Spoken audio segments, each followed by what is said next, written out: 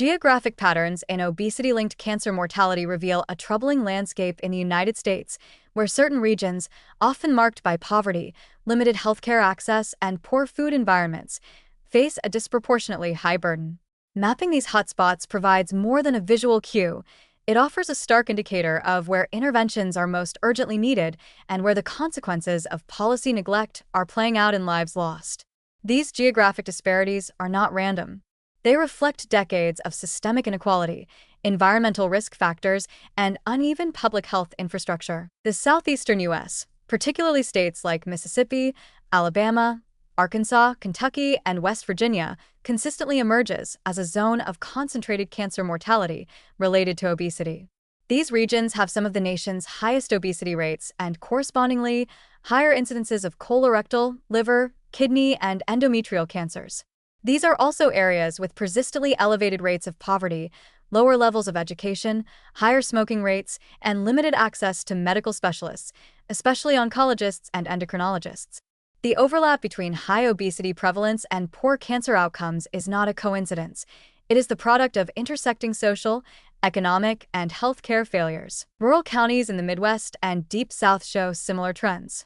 In these areas, residents often live far from cancer screening centers or facilities equipped to provide comprehensive obesity management. Transportation barriers, lack of insurance, and health workforce shortages compound the problem. As a result, cancers are diagnosed later, when they are harder and more expensive to treat, and outcomes are worse. Geographic isolation doesn't just mean longer drives to care, it often means shorter lives. Urban areas are not exempt. In major cities, pockets of high obesity and cancer burden exist in low-income neighborhoods, where fast food is more accessible than fresh produce, and where decades of disinvestment have eroded safe spaces for physical activity. Food deserts and environmental toxins cluster in these communities, creating metabolic conditions that prime residents for cancer. Although urban centers may house more medical facilities, that access is not evenly distributed.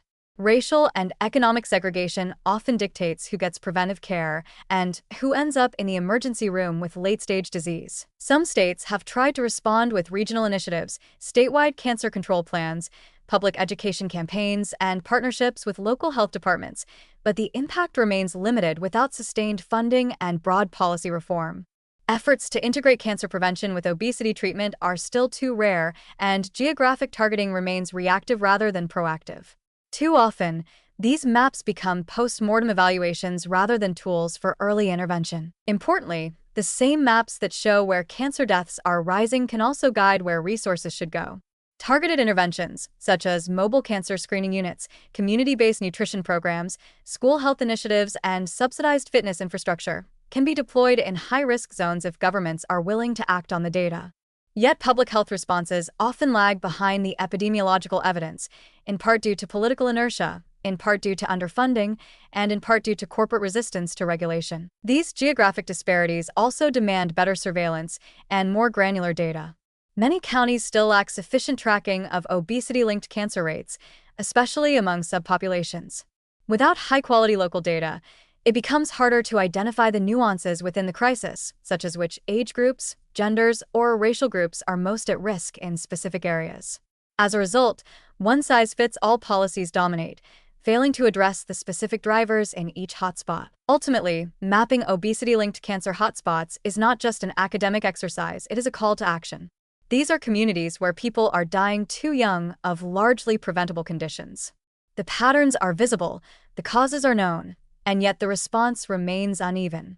Unless targeted interventions are scaled and sustained in these regions, the geographic gap in cancer mortality will only widen, leaving behind entire populations already burdened by economic and health disparities. The maps are clear. What's missing is the political will to redraw them.